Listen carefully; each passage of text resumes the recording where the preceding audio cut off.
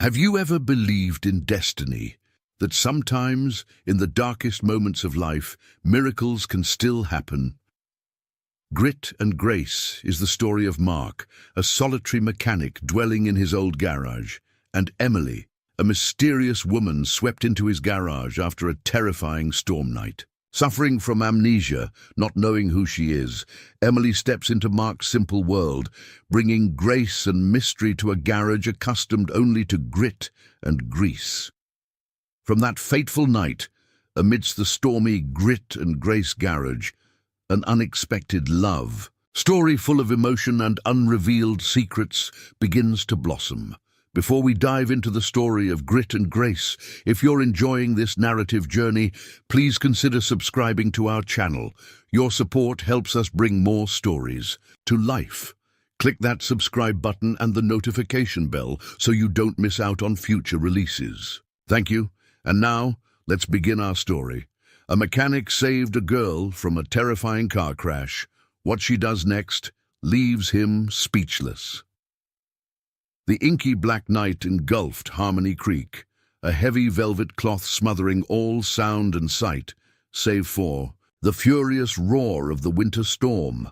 Wind howled through the skeletal trees outside the Grit and Grace garage, lashing hailstones against the tin roof, creating a chaotic, jarring sound like a battle drum. Inside the garage, the feeble yellow light from a single work lamp seemed powerless against the boundless darkness. Mark hunched under the hood of a beat-up Ford pickup, his calloused hands deftly checking each hose, each bolt. The acrid smell of gasoline mingled with the musty odor of the old garage, a familiar scent that had followed him for 20 long years. The lamplight highlighted the sun-weathered face of Mark, etching deep wrinkles around his grey-blue eyes, wrinkles that told a tale of a quiet life, a life seemingly hardened by time's harshness. Stormy nights always made Mark uneasy, not from fear of thunder or wind gusts, but because the clamour of nature always reminded him of loneliness, of the vast emptiness in his soul that he'd tried to fill with the roar of engines, the smell of grease, the seemingly endless work of repairing vehicles. Grit and Grace Garage. The name sounded grand, sounded fancy, but in reality it was just a dilapidated tin shed tucked away behind the main road, a place people only sought out when their cars broke down or when their wallets were empty. Grit and Grace. Mark smirked wryly, the garage's name a silent irony directed at his own life. Grit? Perhaps. He had stubbornly clung to this garage for years, despite countless times wanting to give it all up. Grace? Mark looked down at his hands, rough fingers stained with grease. Grace was something too luxurious for a mechanic like him. The wind chimes hanging in front of the garage door suddenly tinkled, pulling Mark back to reality. He lifted his head, squinting towards the entrance. In the dim shadows, a tall figure stepped in, bringing with him the chill of the storm night and the damp smell of rain. "Still tinkering with your scrap iron, old man?" A deep, husky voice echoed, shattering the garage's stillness. Buddy. Only Buddy dared to call Mark old man so affectionately. Mark sighed softly, a fleeting hint of relief flickering in his sorrowful eyes. Buddy was always like that, boisterous, optimistic, always bringing a bit of light, a bit of warmth to the garage, no matter how stormy it was outside. "Your fancy new cars probably never break down in the middle of nowhere." "Do they, Buddy?" Mark replied, his tone laced with a touch of irony, but the corner of his lips faintly curved into a wry smile.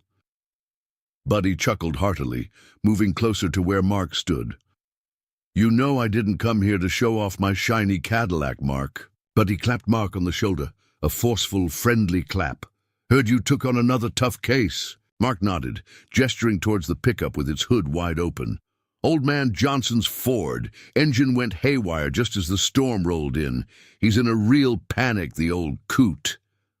"Old man Johnson's always in a panic." Buddy shrugged, then abruptly stopped, his expression turning serious. But hey, Mark, I just heard on the radio. Big accident on Highway 17.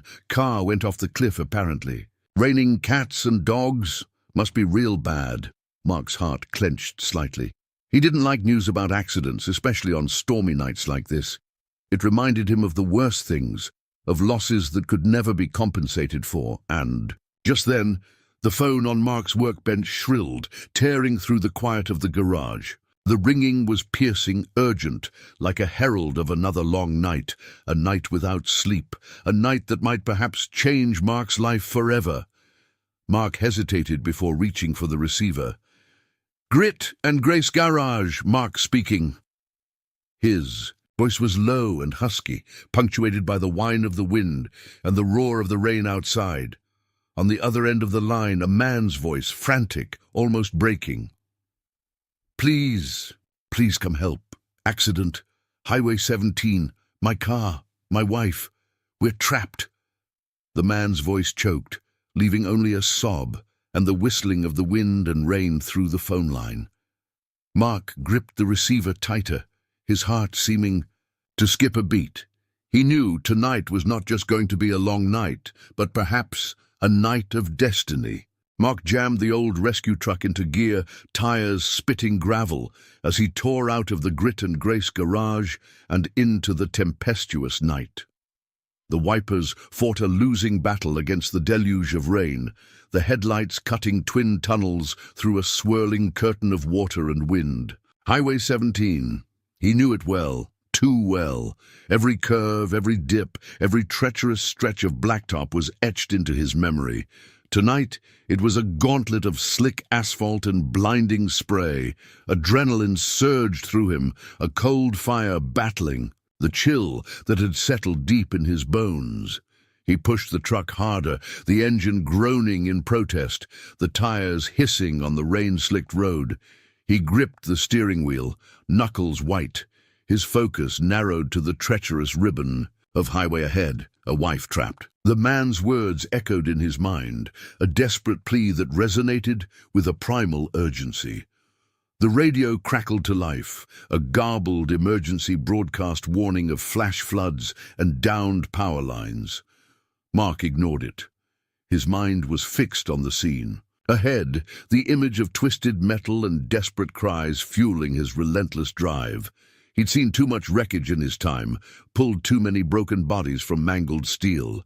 But the human voice on the phone, the raw terror, the desperate plea for help, that was something that always cut through the layers of calloused indifference he'd built up over the years. Then, through a momentary break in the downpour, he saw it. Red and blue emergency lights pulsed like frantic heartbeats in the distance, painting the rain-swept landscape in stark, unsettling flashes. As he crested a rise, the full panorama of the accident scene slammed into view. Chaos. That was the only word for it. Emergency vehicles jammed the shoulder of the highway, their flashing lights reflecting off the rain-slicked asphalt and the churning black waters of the ravine below. A police helicopter circled overhead, its searchlight slicing through the storm like a desperate blade. Mark wrestled the rescue truck to a halt behind a fire truck, his gaze drawn to the chasm beside the road.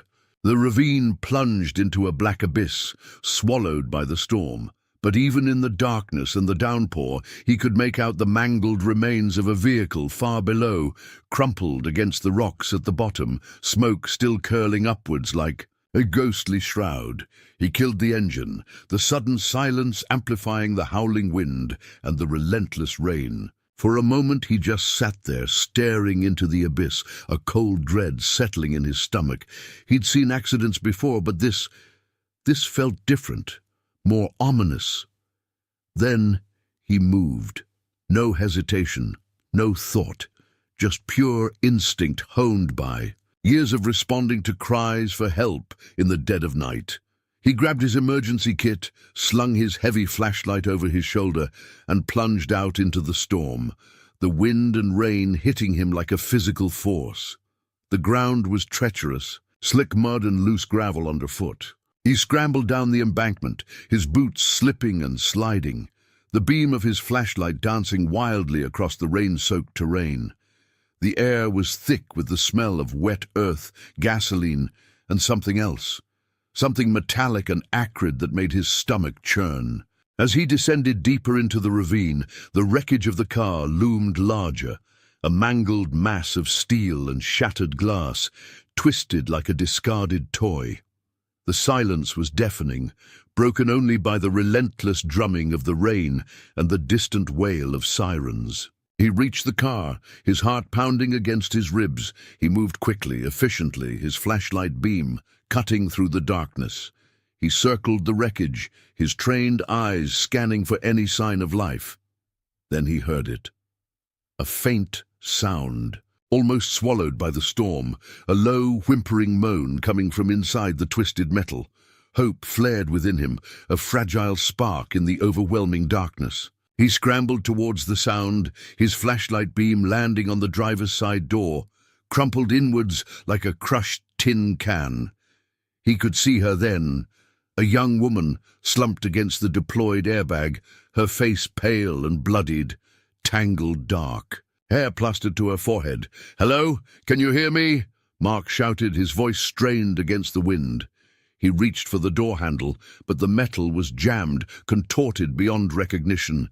He swore under his breath, his adrenaline spiking. Time was running out. He could smell gasoline, the acrid scent growing stronger. Without hesitation, he turned back to his truck, his boots splashing through puddles of rainwater. He sprinted back up the embankment, his lungs burning, his muscles screaming in protest. He rummaged frantically through his tools, his hands closing around the heavy jaws of life-saving hydraulic shears.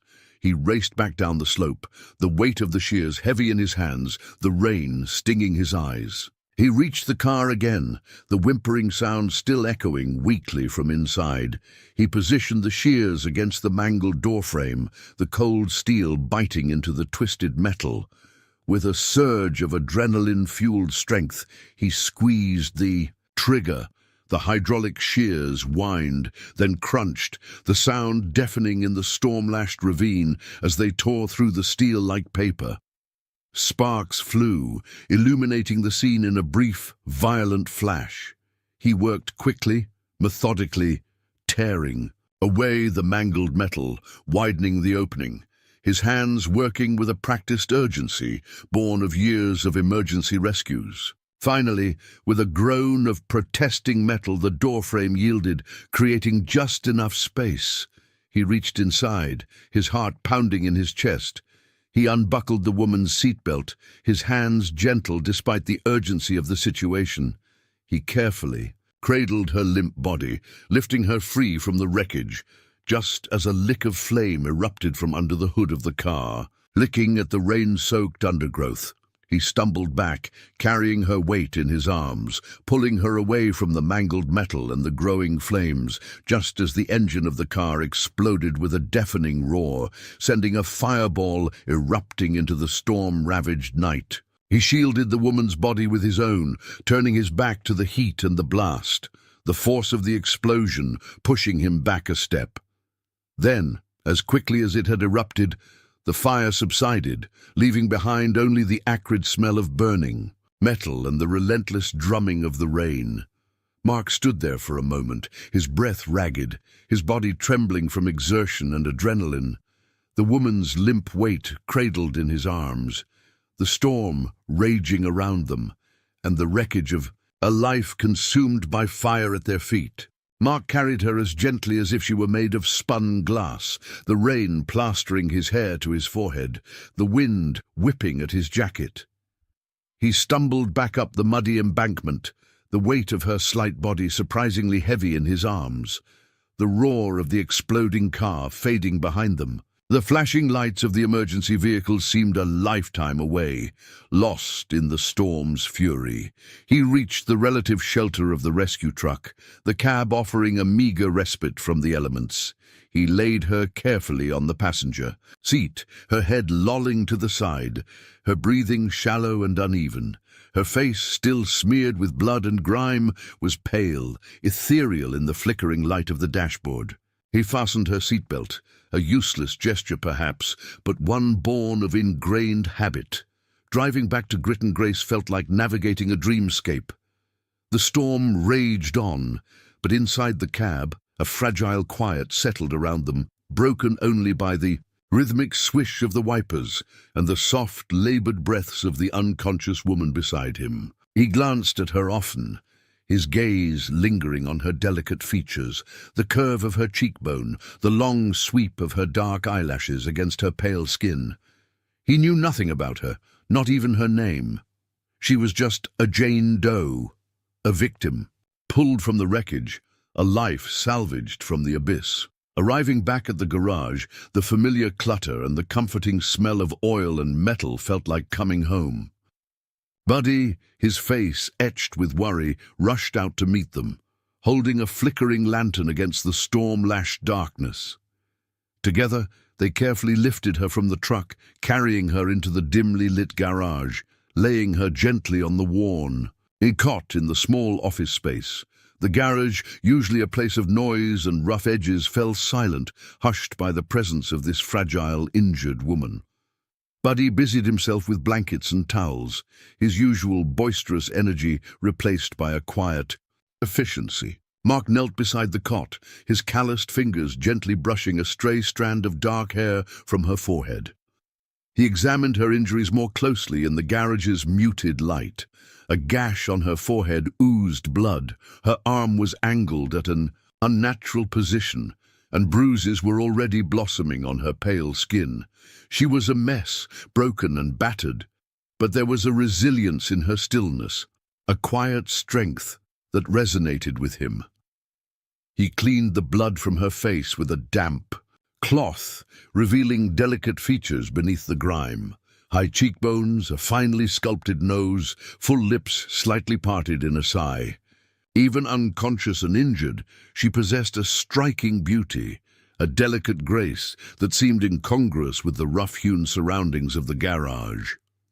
"We need to get a doctor," Buddy said quietly, his voice laced with concern. Breaking the silence, Mark nodded, his gaze still fixed on the woman's face. "Morning roads are impassable tonight. We'll have to wait till dawn." He knew it was risky waiting, but in this storm, venturing back out into the treacherous roads felt even more dangerous. And somehow, here, in the familiar space of Grit and Grace, surrounded by the tools of his trade, he felt a sense of control, perhaps, a sense that he could protect her here, in his sanctuary of steel and grease. As the hours crawled by, punctuated only by the howling wind and the rhythmic ticking of the garage's old clock, Mark watched over her. He bathed her forehead with cool water, checked her pulse, listened to her shallow breathing. Buddy brewed strong coffee, the rich aroma filling the dimly lit space, a small comfort against the pervasive gloom. When dawn finally broke, painting the storm-ravaged sky in bruised hues of grey and purple, Jane Doe still hadn't woken, but her breathing was steadier now, her colour slowly returning. Mark felt a flicker of relief, a fragile hope that she would pull through. He looked around the garage, at the familiar clutter of tools and spare parts, at the grease-stained concrete floor, at the worn cot where she lay so still. Grit and Grace. It wasn't much, just a humble garage in a small town, a far cry from the world she likely came from, judging by the expensive car she'd been driving. But for now, it was her sanctuary, a place of refuge from the storm, a place where perhaps she could find a second chance. He reached out, his calloused fingers gently brushing another stray strand of hair from her face. "Jane Doe," he murmured softly, testing the name on his lips. It was just a placeholder, an empty label for a woman without a past, a woman whose future was uncertain.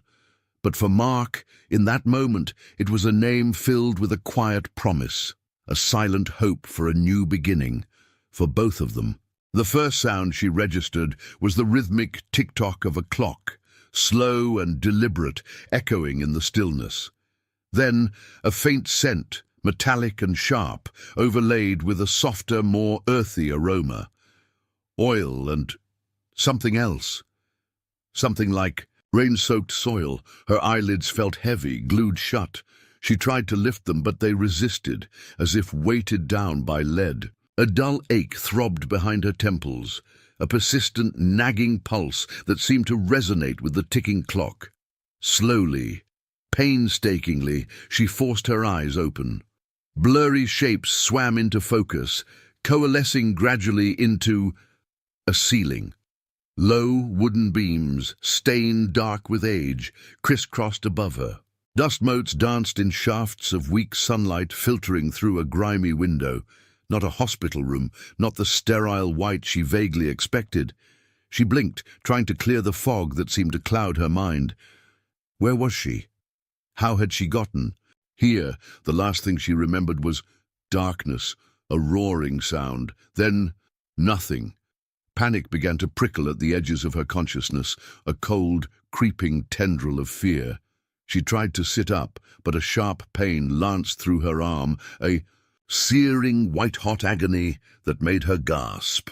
She cried out, a small, involuntary sound lost in the vast stillness of the room. "Easy now. Stay still." A voice, deep and calm, cut through the fog in her mind.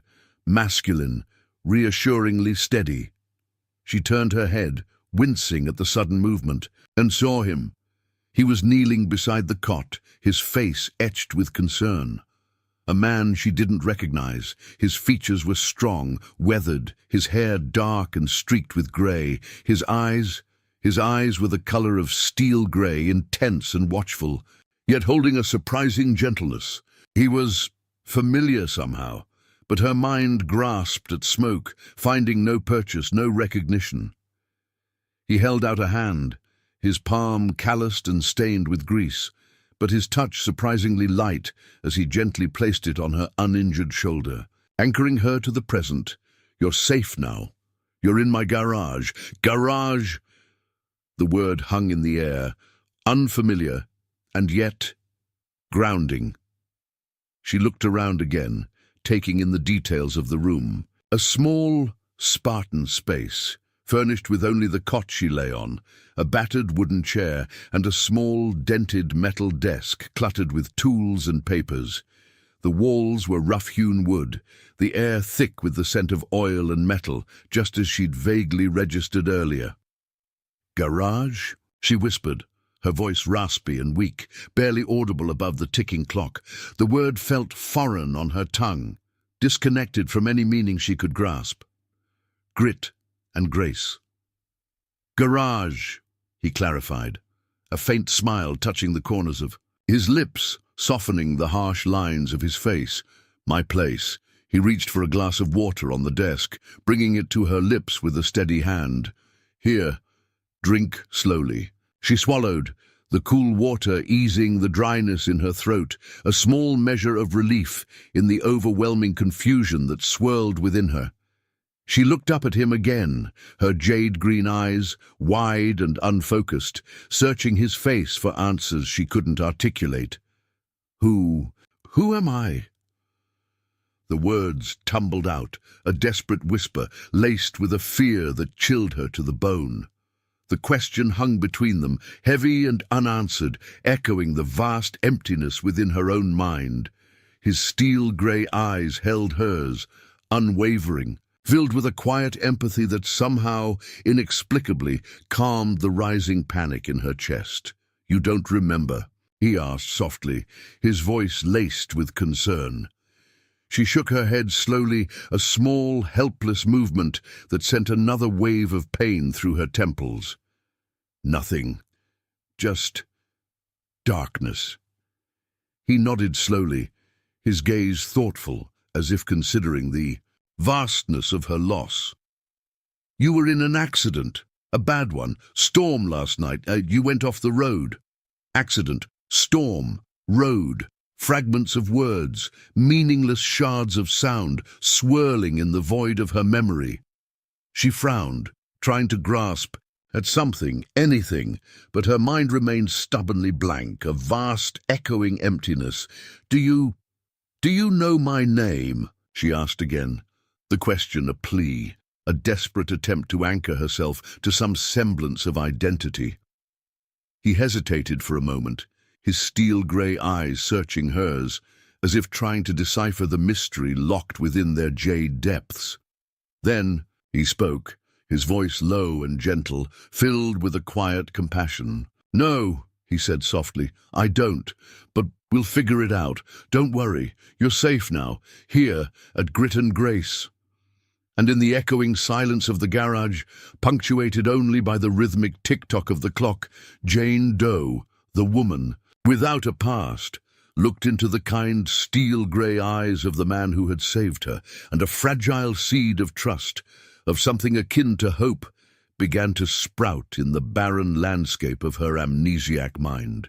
Days bled into days, marked only by the slow creep of sunlight across the grimy garage windows and the rhythmic clang of tools in Mark's capable hands.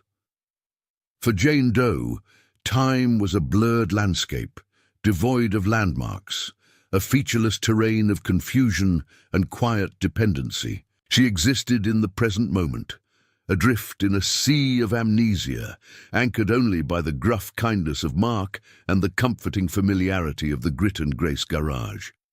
She spent her days in the small office, a silent observer of the garage's daily rhythm.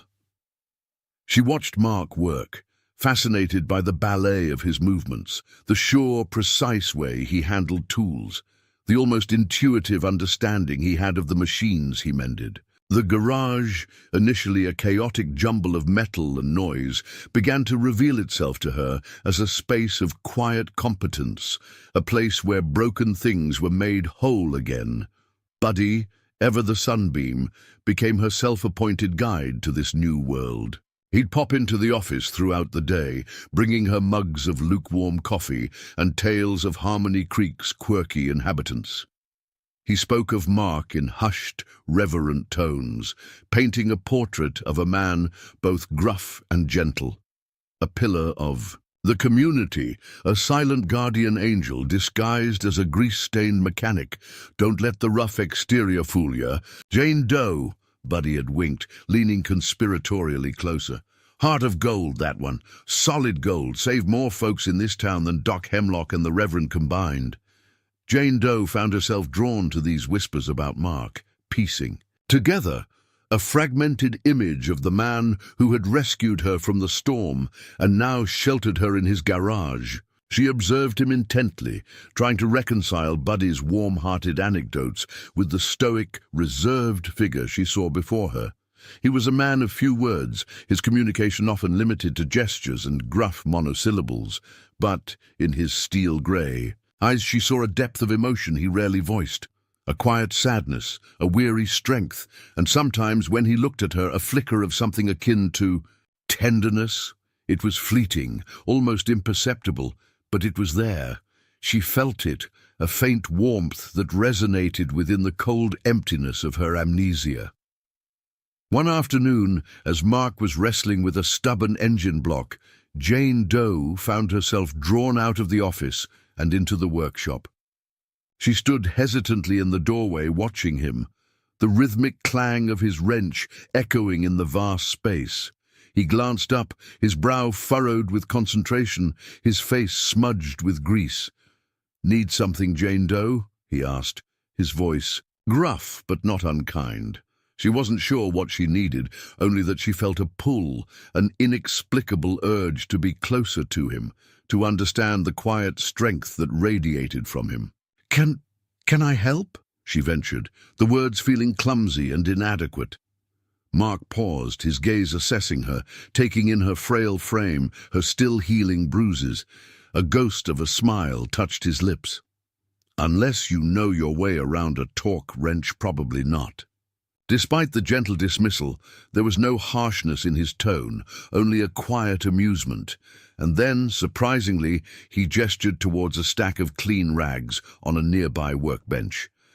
"But," he added, his voice softening slightly, "you can start by sorting those rags, clean ones in that bin, greasy ones in that bucket." It was a menial task, mundane and insignificant, but for Jane Doe, it felt like an invitation, a small step into his world. She nodded eagerly, relief washing over her, a simple task to focus on, a way to be near him, to bridge the silent chasm that separated them.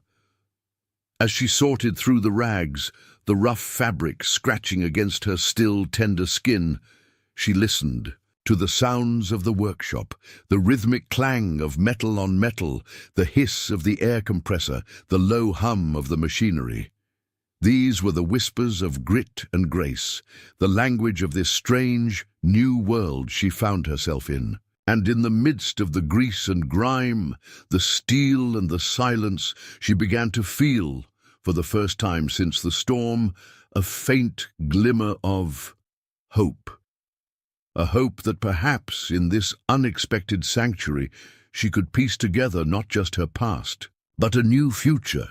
A future intertwined somehow with the quiet, steel-grey-eyed mechanic who had pulled her from the abyss. The days at Grit and Grace settled into a gentle rhythm, a predictable cadence of work and quiet companionship. For Jane Doe, however, a quiet unease persisted beneath the surface of this newfound tranquility. The amnesia was a constant gnawing, a void in her existence, a blank canvas where her past should have been. The comforting familiarity of the garage, the kindness of Mark and Buddy, they were anchors, yes, but they couldn't fill the emptiness within. Driven by a restless need to understand herself, to reclaim the lost pieces of her identity, Jane Doe began to actively search for fragments of her past. She started with the small office, the room that had become her temporary sanctuary. She meticulously examined every object, every detail, hoping to trigger a flicker of recognition, a spark of memory. She ran her fingers over the worn surface. Of the wooden desk, the cool metal of the dented lamp, the faded pages of the mechanic's manual stacked in a corner. Nothing. Just a vague sense of familiarity, perhaps. A sense that these were objects from a life she might have once known, but the connection remained elusive, tantalizingly out of reach. She ventured out into the workshop, cautiously navigating the maze of tools and equipment. The smell of oil and grease, once foreign and overwhelming, now held a strange sort of comfort. She touched the cold steel of engines, the rough texture of tires, the smooth, worn handles of wrenches. Again, a faint echo of recognition, a ghost of a feeling, but no concrete memories surfaced. One afternoon, rummaging through a box of discarded items Buddy had brought in, her fingers brushed against something smooth and cool. She pulled it out. A small silver locket tarnished with age lay in her palm. It was heart-shaped, delicately engraved with swirling patterns, and felt strangely heavy for its size. A jolt, sharp and unexpected, shot through her. Her breath hitched in her throat.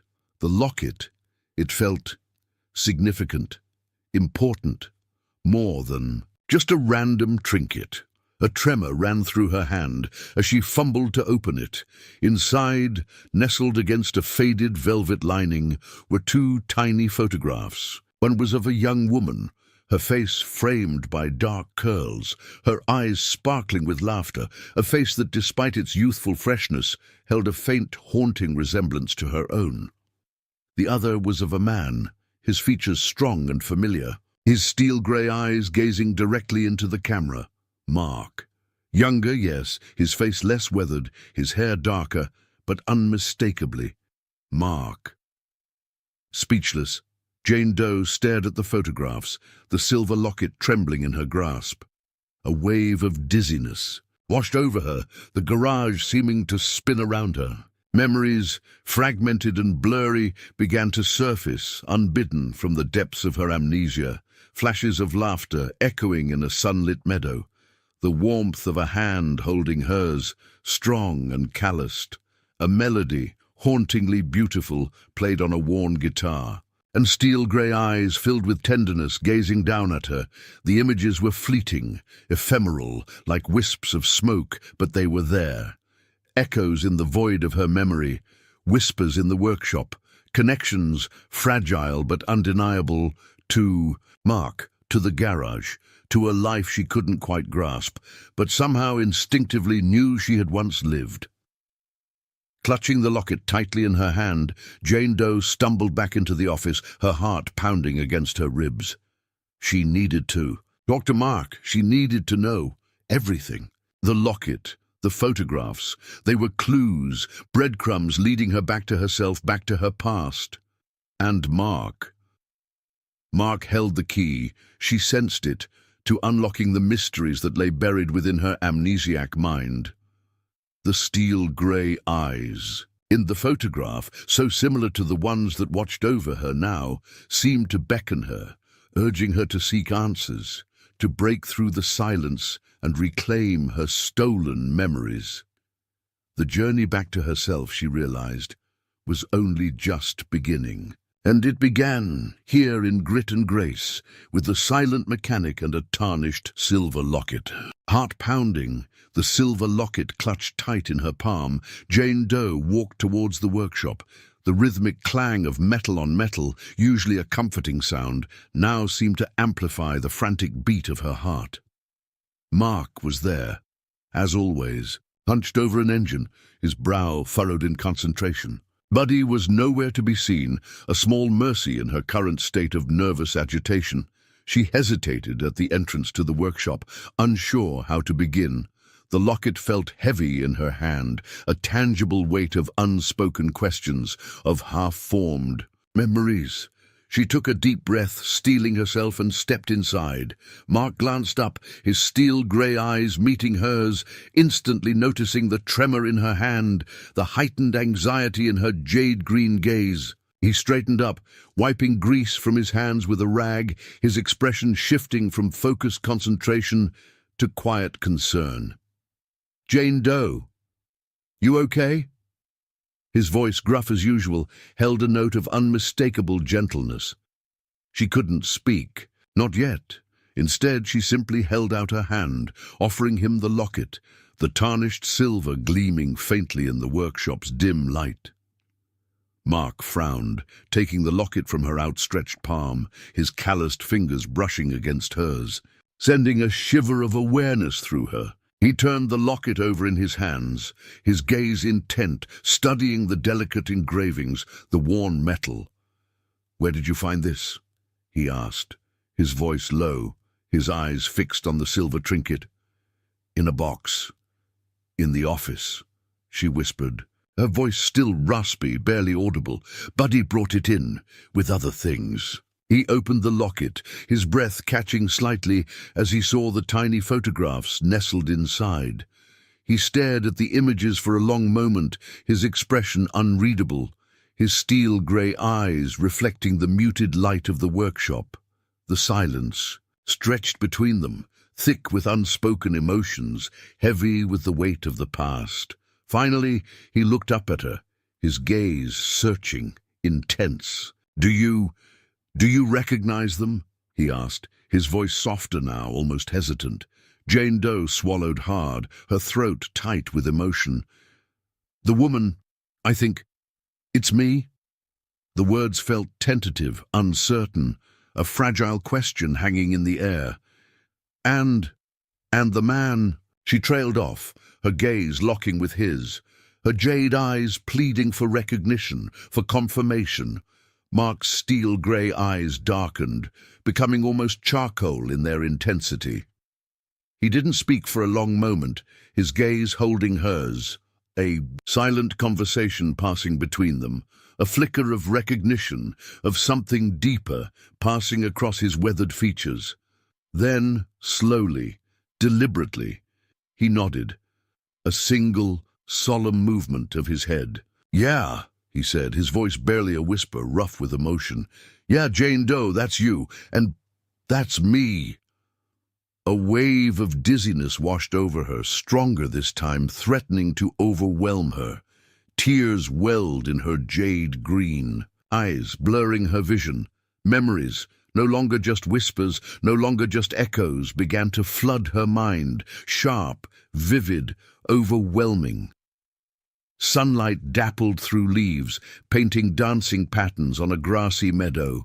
laughter light and carefree, echoing in the warm air, the feel of strong, calloused hands holding hers, guiding her fingers over the fretboard of a guitar. A melody, hauntingly beautiful, filling the air, played on worn wood and steel strings, and steel-grey eyes, younger, brighter, filled with a tenderness that made her heart ache, gazing down at her, filled with love.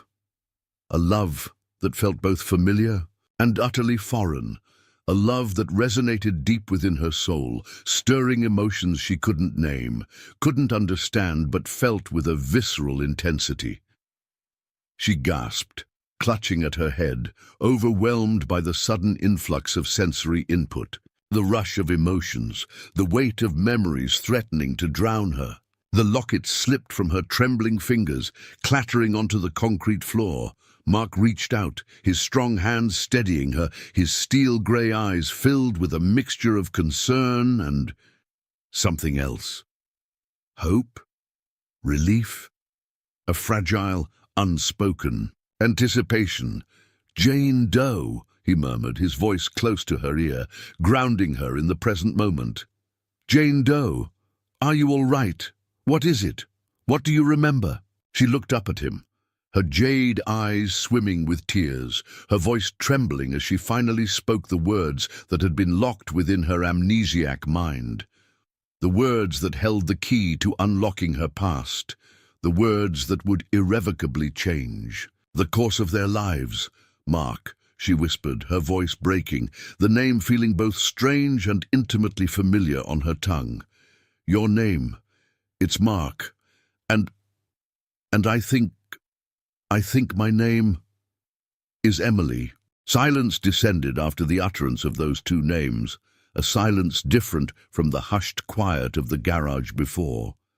This was a silence charged with emotion, thick with unspoken words, heavy with the weight of reclaimed identity and nascent hope. Emily, no longer Jane Doe but Emily, blinked back tears, her breath coming in shallow gasps, her gaze locked on Mark's steel-grey eyes. Relief washed over her, a cleansing tide that eased the gnawing anxiety of the past weeks. Emily, the name, resonated within her, a familiar melody echoing in the chambers of her heart, a sense of rightness, of belonging, slowly returning to her fractured self. Mark. His name too felt familiar, warm on her tongue, connected to a rush of fragmented images, laughter in sunlight, a comforting hand, a haunting melody on a guitar. But with the relief came a wave of overwhelming confusion. Memories, no longer faint whispers, now surged forward, a torrent of sensory input, sights, sounds, emotions, threatening to drown her in their intensity. Sunlight and shadow, music and laughter, joy and something else, a shadow at the edge of the light, a hint of sadness underlying the warmth of those steel-grey eyes in her memory. She swayed slightly, her head spinning, the sudden influx of sensory overload making her feel dizzy and disoriented. She reached out a trembling hand, instinctively seeking grounding, seeking reassurance. Mark reacted instantly. He moved closer, his strong hands gently cupping her face, his thumbs softly stroking her cheeks, his steel-grey eyes filled with an intense, unwavering focus that anchored her to the present. His touch was warm, reassuring, a tangible presence in the swirling vortex of her returning memories. "Emily," he murmured, her name sounding foreign and yet achingly beautiful on his lips. "Emily, it's okay. You're okay. Breathe with me." His voice, rough and low, was a steady anchor in the storm raging within her mind. She focused on his voice, on the warmth of his hands on her face, on the gentle rhythm of his breathing, slowly mirroring his measured inhalations and exhalations. Gradually, the dizziness subsided, the torrent of memories receding to a more manageable flow. When she felt steadier, he released her face, but his hands remained hovering close, as if ready to catch her if she faltered again. He stepped back slightly, giving her space, but his gaze remained fixed on her, watchful, concerned, filled with an unspoken question. Emily took a shaky breath, her jade eyes searching his, trying to decipher the emotions swirling within there. Steel-grey depths, relief. Yes, she saw relief there, a profound sense of release. And something else. Joy. Hope. A fragile, tentative joy that mirrored the nascent hope flickering within her own heart. Mark, she whispered again, testing. His name, savoring the feel of it on her tongue, the connection it forged between them. It's really you. It's really me, Emily. A genuine smile, the first she'd seen on his face since waking in the garage, softened the harsh lines of his weathered features, transforming his steel-grey eyes with a warmth that radiated outwards, enveloping her in its gentle glow. It was a hesitant smile, a cautious smile, but it was undeniably real, undeniably filled with happiness. Emily, he repeated, her name rolling off his tongue with a newfound ease, a quiet wonder. Welcome back, Emily. He reached out again, slowly this time, offering his hand. She looked at his calloused hand, stained with grease, strong and steady, the hand that had pulled her from the wreckage, the hand that had cared for her in her amnesia, the hand that now offered connection and perhaps something more. With a deep breath, Emily reached out and took his hand, her fingers intertwining with his, a fragile bridge forming between two worlds, two lives, two souls, unexpectedly thrown together by a storm, forged in the heart of a garage. Named Grit and Grace, the journey back to her past had just begun, and it was a journey, she realized, she no longer had to take alone. She had Mark. And somehow, in his steel-grey eyes, in the warmth of his calloused hand, she sensed a future. Uncertain, yes, but filled with a fragile, nascent hope, blooming amidst the echoes of a storm and the whispers of memory in the workshop. The silence in the garage shifted, losing its heavy tension, becoming lighter, almost expectant. Emily, now truly Emily again, sat on the edge of the cot, Mark's hand still gently clasping hers, their intertwined fingers a fragile anchor. In the swirling emotions of the moment, the name Emily hung in the air, a newly discovered word, a reclaimed identity, vibrating with a quiet power that resonated through the workshop. It was as if saying her name aloud had released a dam, allowing a trickle of light to penetrate the darkness of her amnesia. Not a flood of memories, not yet, but a hopeful glimmer, a promise of more to come. Mark broke the silence first, his voice still hushed, respectful of the delicate shift in their reality. Emily, he said again, her name rolling off his tongue with a newfound familiarity, a quiet reverence. It suits you. A faint blush rose on Emily's cheeks, warming the pale porcelain of her skin. She looked down at their joined hands, their fingers intertwined, a tangible symbol of connection in the face of so much uncertainty. It feels right, she whispered, her voice still tentative, but stronger now, imbued with a newfound confidence, like a piece of me that was missing, finally clicking into place. She lifted her jade eyes, meeting Mark's steel-grey gaze, searching for answers, for confirmation, for guidance. Mark, she began hesitantly, her voice gaining strength with each word, tell me about Emily. Tell me about us. Mark's gaze softened, his steel-grey eyes reflecting a mixture of emotions. Relief, yes, and joy, but also a shadow of caution. He released her hand but remained close, leaning against the workbench, his posture relaxed but watchful, as if bracing himself for the unknown territory they were about to enter. He took a deep breath, gathering his thoughts, his gaze drifting to the silver locket lying on the concrete floor, a silent testament to the breakthrough they had just experienced. He bent down, picking up the locket, turning it over in his calloused fingers, his gaze thoughtful. "Emily," he began, his voice low and steady, choosing his words carefully. "Emily Carter. That's your full name. And this garage. Grit and Grace, is your father's. He owned it years ago before." He trailed off, his voice softening, a shadow of sadness crossing his weathered features. Emily listened intently, her brow furrowed, her jade eyes searching his face, absorbing every word, every nuance of his tone. Fragments of images flashed. Through her mind, a sign with the words "grit and grace," a memory of herself younger, laughing, running through this very workshop, the scent of oil and metal, a feeling of belonging. "My father," she whispered, the word feeling foreign and yet strangely familiar. "This garage. My father's."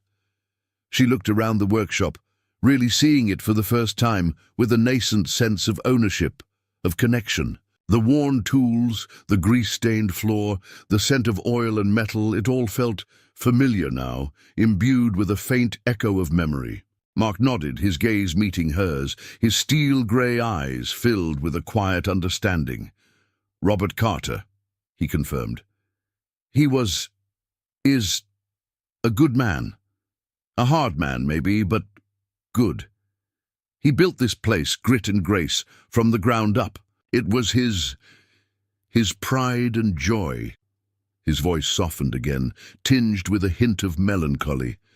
And you, Emily Carter, you were his everything." He opened the locket again, showing her the photographs within, his finger gently tracing the image of the young woman with dark curls, the woman who resembled Emily, yet felt like a stranger. "This is you, Emily, years ago, and this is me." He pointed to the photograph of the younger Mark, his steel-grey eyes bright with youth, a ghost of a smile playing on his lips. Emily leaned closer, studying the photographs, her heart pounding against her ribs. The images were blurry, faded, yet they resonated with a strange familiarity, a sense of recognition, slowly dawning in the fog of her amnesia. The young woman in the photograph. Yes, she could see it now, the faint resemblance, the echo of her own features in that youthful face. And the young man with steel-grey eyes. Mark, younger, yes, but undeniably him. And in those eyes, in that youthful gaze, she saw a hint of something she couldn't quite name. A connection, a shared history, a bond that transcended time and amnesia. We knew each other," she whispered, her voice trembling, her jade eyes searching Mark's for confirmation. Before Mark could answer, the bell above the garage door jingled, announcing the arrival of Buddy, his boisterous laughter echoing through the workshop. He stopped short as he took in the scene. Emily, sitting on the cot, the silver locket in Mark's hand, the unspoken tension hanging in the air. Buddy's usual jovial expression shifted to one of quiet curiosity, his gaze shifting between Emily and Mark, sensing that something significant had just transpired. "Well, well, well," Buddy said slowly, his voice softer than usual, a hint of anticipation in his tone. "Looks like something's shifted around here. Everything." "All right, you two." Mark looked up, his steel-grey eyes meeting Buddy's, a faint smile touching his lips. He held up the silver locket, a silent gesture of revelation. "Buddy," he said, his voice quiet but firm, a sense of quiet triumph in his tone. "Meet Emily. Emily Carter." Buddy's eyes widened, his jaw dropping in surprise, his gaze shifting to Emily, taking in her tear-streaked face, her jade eyes shining with a mixture of hope and trepidation. A slow grin spread across his face, a wide, genuine smile that radiated warmth and delight. "Emily?" Buddy repeated, his voice filled with wonder, stepping closer to the cot, his gaze fixed on Emily, a silent welcome, a heartfelt greeting, a promise of support and friendship in the journey ahead.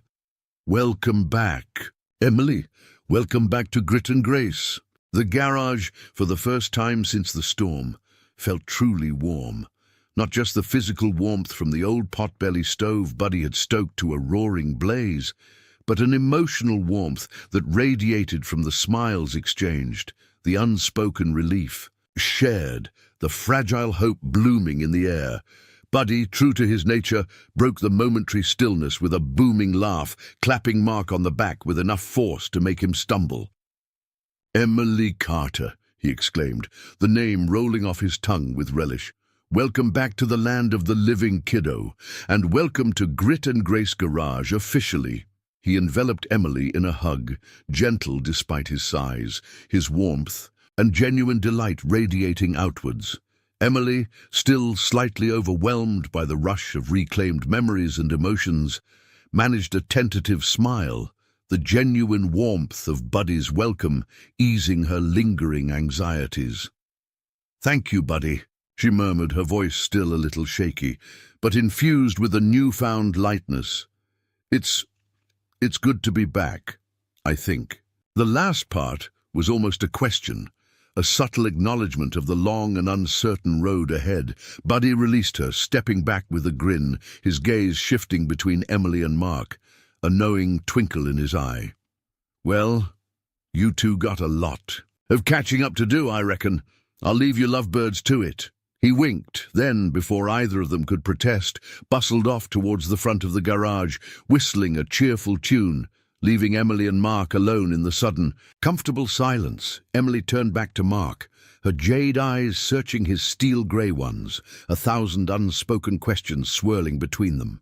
The locket, still clutched in Mark's hand, seemed to pulse with a silent energy, a tangible link to a past shrouded in amnesia. "You said my father owned this garage," Emily prompted, her voice soft, her gaze fixed on Mark, needing his guidance, his confirmation, his memories. Mark nodded, his expression softening, his steel-grey eyes filled with a gentle understanding. He moved closer, offering her the chair Buddy had vacated, his movements slow and deliberate, giving her space, respecting her fragility. "Yeah," he said quietly once she was seated, settling onto the edge of the workbench facing her. "Robert Carter, he built this place years ago, long before I came along." He paused, his gaze drifting around the garage, taking in the worn tools, the grease-stained floor, the familiar clutter, a hint of nostalgia softening the harsh lines of his face. "He was a good man, your father, a hard worker, honest, respected. In this town, Grit and Grace, it was his dream." Emily listened intently, absorbing every word, every detail, piecing together the fragmented image of a father she couldn't remember, a garage that felt both foreign and strangely familiar, a past shrouded in mist. And me? What was I like? Did I spend time here?" she asked, her voice barely above a whisper, her jade eyes pleading for him to fill in the blanks, to paint a picture of the Emily she had lost. Mark's gaze returned to her, his steel-grey eyes filled with a warmth that chased away some of the lingering shadows. A gentle smile touched his lips, a smile that reached his eyes, crinkling the corners, revealing a glimpse of the younger Mark in the photograph, the Mark she was slowly, tentatively beginning to remember. "You were sunshine, Emily," he said softly, his voice tinged with a hint of wistful tenderness. "That's what your father used to call you, sunshine. Always running around this garage, curious about everything, asking a million questions, brightening up even the gloomiest days." He chuckled softly, a low, rumbling sound that filled the quiet garage with a warmth that resonated deep within Emily's heart. "You used to drive your father crazy, always underfoot, always wanting to help, which mostly meant making things messier. But he loved it, loved you, more than anything." Emily's eyes welled with tears, a poignant ache blooming in her chest, a bittersweet mix of joy and sorrow, of recognition and loss. Sunshine. her father's sunshine. A child running through this garage, filled with laughter and curiosity. It was a beautiful image, a comforting echo in the void of her amnesia, but it also underscored the immensity of what she had lost, the vast chasm of forgotten years separating her from that carefree child.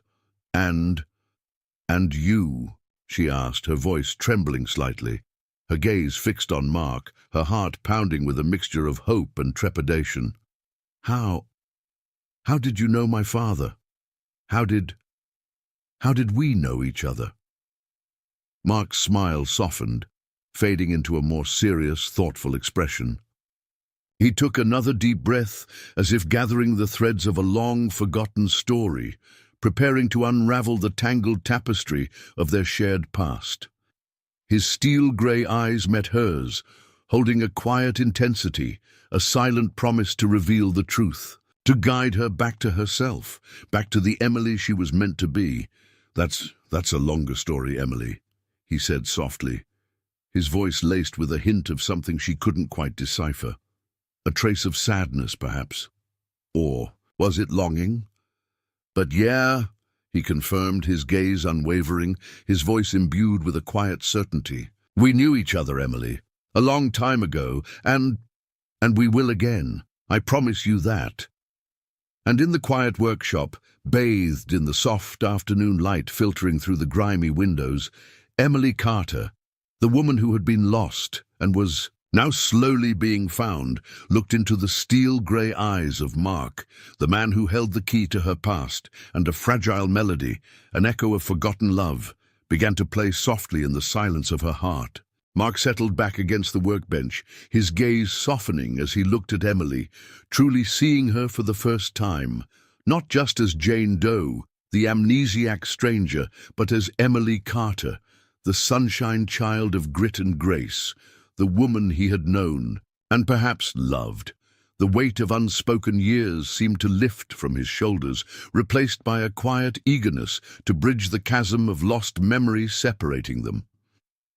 "Where to begin?"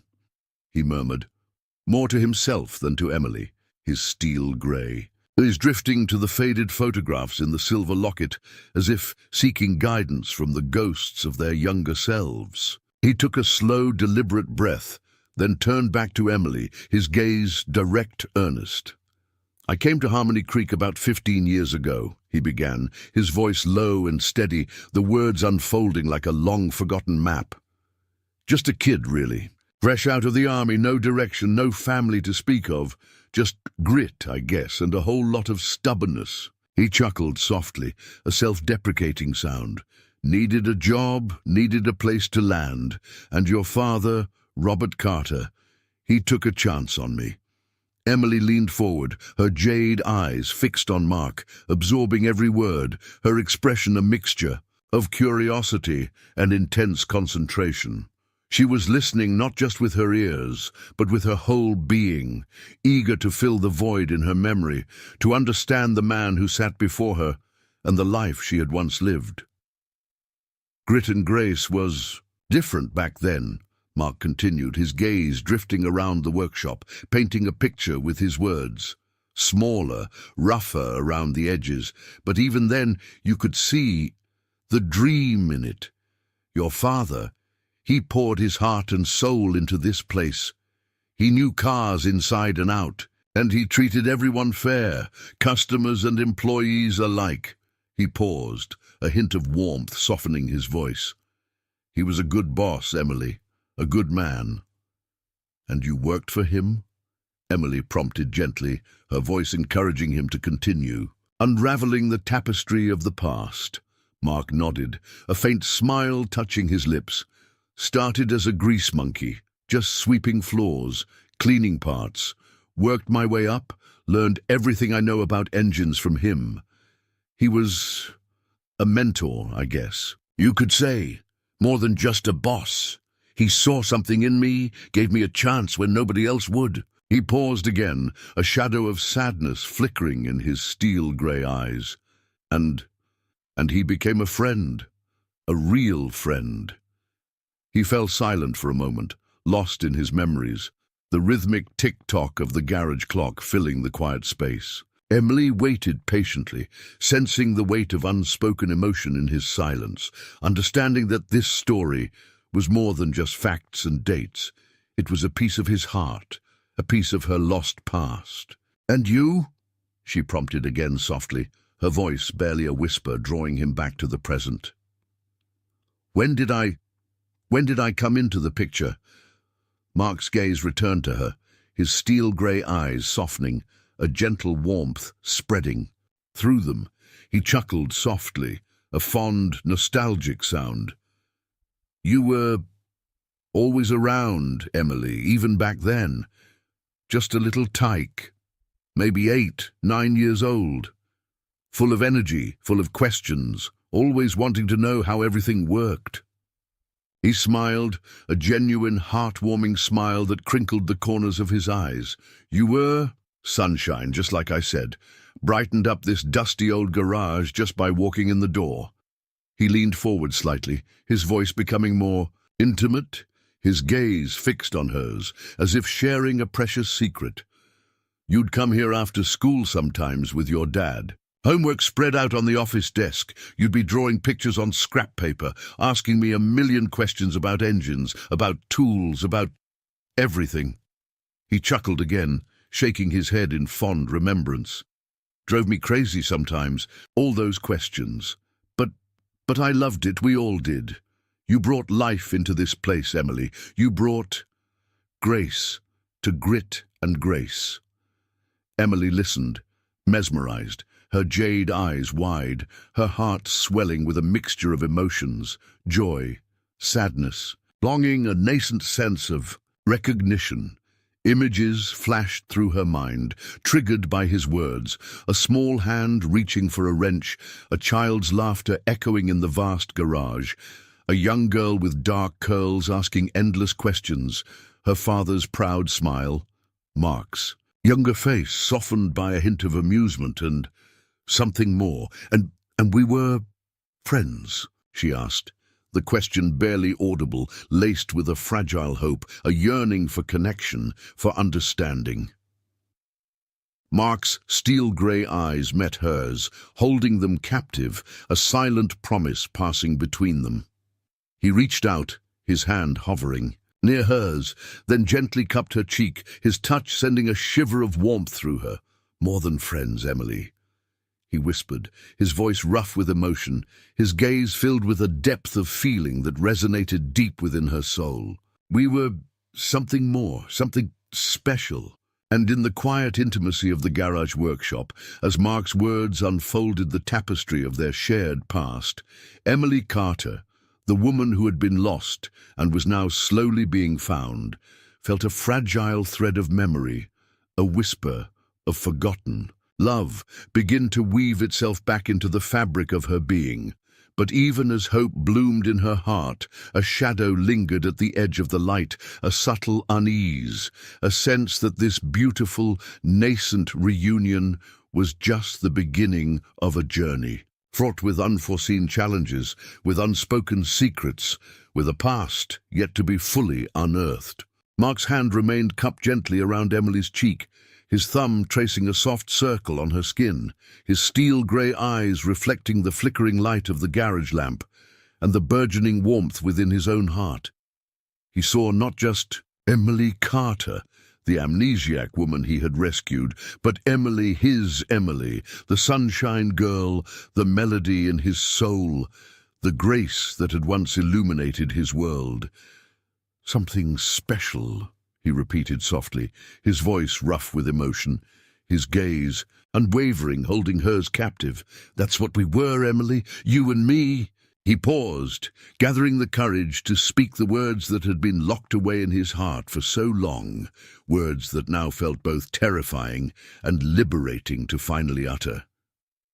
"We were in love, Emily," he confessed, the words hanging in the air, imbued with the weight of years, the fragility of hope, and the undeniable truth that had finally surfaced from the depths of time. Years ago, before everything changed.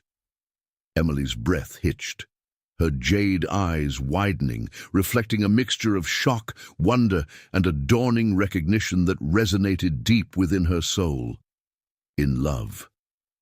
The words echoed in her mind, unlocking a floodgate of emotions, of sensations, of fragmented memories that now began to coalesce into a coherent, breathtaking whole. Sunlight streaming through garage windows, illuminating dust motes dancing in the air. The scent of wildflowers mingling with the smell of oil and grease. Laughter intertwined, echoing in the vast workshop. Stolen glances across engine blocks, shy smiles exchanged over greasy wrenches, whispered secrets shared in the quiet corners of the garage office. And music, always music, Mark's calloused fingers dancing across the fretboard of his worn guitar, a haunting melody weaving a spell around them, binding their hearts together in a silent, unspoken promise.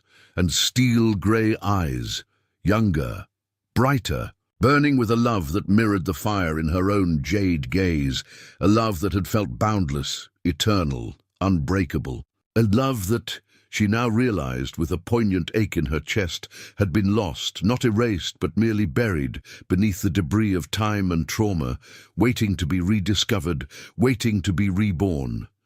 Tears welled in her eyes, blurring her vision, but this time they were not tears of confusion or fear, but tears of recognition, of overwhelming emotion, of a love story lost and now, miraculously, found again. She reached up a trembling hand, cupping Mark's weathered cheek, mirroring his touch, her fingers tracing the lines etched around his steel-grey eyes, lines that spoke of hardship, of resilience, of a love that had endured the test of time. Even amnesia, Mark, she whispered, her voice thick with emotion, tears streaming down her face. Oh, Mark, I remember. A slow, breathtaking smile spread across Mark's face, transforming his weathered features, illuminating his steel-grey eyes with a radiant joy that chased away all the lingering shadows.